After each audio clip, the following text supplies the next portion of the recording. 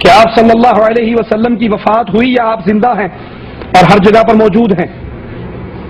یہ اپنی دکانداری چلانے کے لیے یہ عقیدہ پیش کرتے ہیں کہ نبی قبر میں زندہ ہیں، جاؤ مانگو ہر جگہ موجود ہیں. اب ان کا عقیدہ ہے کہ نبی زندہ ہیں، حاضر ناظر ہیں، ہر جگہ پہ موجود ہیں. آج سے 3-4 سال پہلے میں پاکستان گیا تو لاہور بادشاہی مسجد میں اللہ کے نبی کی جوتیاں پڑی ہیں نا. نبی زندہ ہیں، حاضر ناظر ہیں، چلتے پھرتے ہیں، ہر جگہ موجود ہے. جوتیاں تمہارے پاس کیوں پڑی ہوئی ہیں؟ یہ عصا آپ کے پاس کیوں پڑا ہے؟ تو نبی کے پاس ہونا چاہیے. ادھر کہتے ہو رسول اللہ صلی اللہ علیہ وسلم مختار کل ہیں. کیا عجیب ڈرامہ بازی ہے. کا جواب قرآن پاک کی 22ویں پاری کی 45 اور 46 نمبر آیت. ترجمہ کنز الایمان. اعلی حضرت احمد رضا خان نے لکھا: یا ایھا النبی انا ارسلناک شاہدا ومبشرا ونذیرا. اے غیب کی خبریں بتانے والے نبی، بے شک ہم نے تمہیں بھیجا حاضر ناظر اور خوشخبری دیتا اور ڈر سناتا. یہ قرآن کا انداز، یہ غیرت الہیہ ہے کہ گستاخ ہو جائے تو رب کریم اسے جہنم کی بات سنانے کے لیے بھی براہ راست نہیں کرتا. وہ اس قابل ہی نہیں رہتا کہ اس سے بات کی جائے، منہ پھیر لیتا ہے. قرآن مجید نے بہت مقامات پر اللہ تبارک و تعالیٰ کو، کبھی آپ نے سارا قرآن پڑھا، آپ تصور کر سکتے ہیں کہ اللہ کسی کو گالی دے گا؟ بولیے. وہ خدا جو جگہ جگہ حسن خلق کی تعلیم دینے والا ہے، مسلمانوں کو آداب سکھا رہا ہے اور حضور کی شان انک لعلی خلق عظیم بیان فرما رہا ہے، اور گالیاں دینے والوں کو اللہ پاک اور قرآن مجید کے ذریعے برا قرار دے رہا ہے، کیا اس رب سے آپ توقع کر سکتے ہیں کسی کو گالی دے گا؟ بولیے، فیصلہ کر لیجیے. دیتا ہے؟ نہیں نا. اور میں بھی یہ کہتا ہوں کہ سارے قرآن کو پڑھیے، اس نے کسی کو گالی، ایک مقام پر قرآن میں گالی آئی، ایک مقام پر اللہ نے گالی دی اور وہ گستاخ رسول کو گالی دی. یعنی اخلاق کی تعلیم دینے والا، اس کا غیظ و غضب اتنا بھڑک گیا رب کریم کا کہ اس کو گالی دی. جس شخص نے حضور کا اسم پاک مذمم کر کے لیا اور آقا دو جہاں صلی اللہ تعالی علیہ وسلم کی بارگاہ میں گستاخی کی تو اللہ پاک غضب الہی بھڑک اٹھا، اور غضب الہی جو بھڑکا تو اس پر عتاب آیا، اس پر عذاب لانے کے لیے مواخذہ کیا. اس کی 9 بری خصلتوں کو اللہ پاک نے گنا. کتنی خصلتوں کو؟ 9. مثلا یہ کہ یہ کثرت سے جھوٹی قسمیں کھانے والا ہے، یہ کہ یہ چغل خور ہے، یہ کہ یہ بدبخت ہے، یہ اچھائی سے روکنے والا ہے، خیر سے روکنے والا ہے، برائی کی طرف لے جانے والا ہے.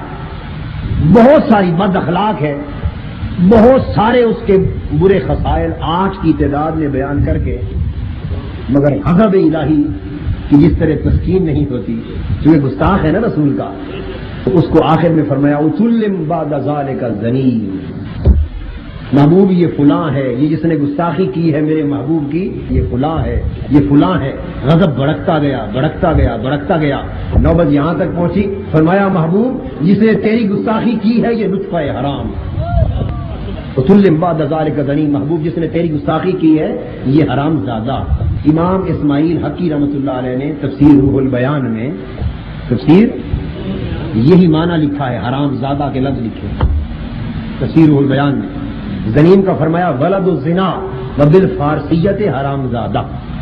یہ روح البیان کے الفاظ ہیں کہ میرے محبوب جس نے تیری گستاخی کی ہے یہ حلالی نہیں ہو سکتا، یہ حرام کا نطفہ، یہ حرامی حرام دادا ہے. یہ کون کہہ رہا ہے؟ بولیے، اللہ کا قرآن کہہ رہا ہے. اب جب اللہ ایک بات کہہ دے اور قرآن کہہ دے، آپ اسے بد اخلاقی کہہ سکتے؟ جو اب اس بات پر بد اخلاقی کا الزام لگائے وہ تو خود کافر ہو گیا کہ اللہ کا کلام. امام قرطبی تفسیر قرطبی اٹھا کے دیکھیے، زنیم کا یہی معنی بیان ہے.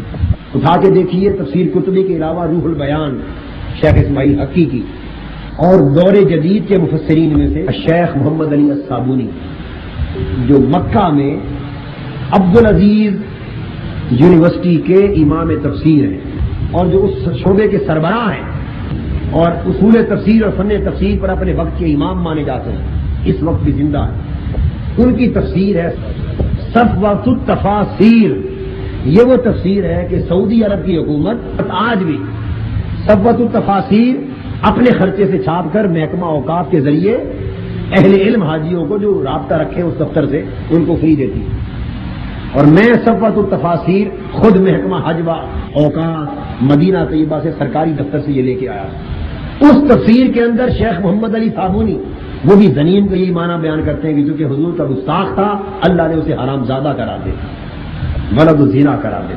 خطاب نہیں کیا جواب سامنے، غیبوبت کے انداز میں کہا وہ ایسا ہے وہ ایسا ہے وہ ایسا ہے، حتیٰ کہ فرما دیا وہ حرام کا نطفہ ہے۔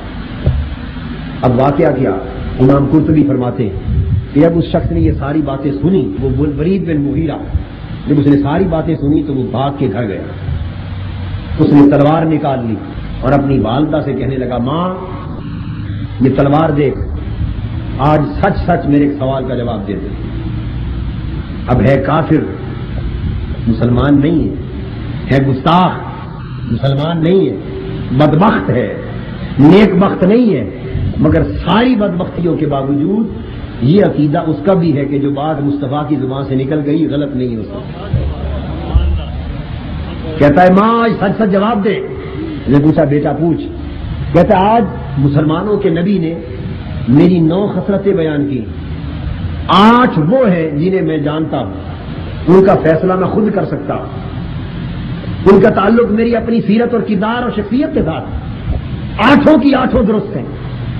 میں نے جائزہ لیا ہے، مسلمانوں کے نبی نے میری نسبت جو کہا وہ ساری باتیں بدرجہ مجھ میں موجود ہیں، ان میں کوئی بات غلط نہیں، مگر آخری بات یہ کہہ دی کہ یہ حرام زادہ ہے، اس کا فیصلہ میں نہیں کر سکتا، تو کر سکتی۔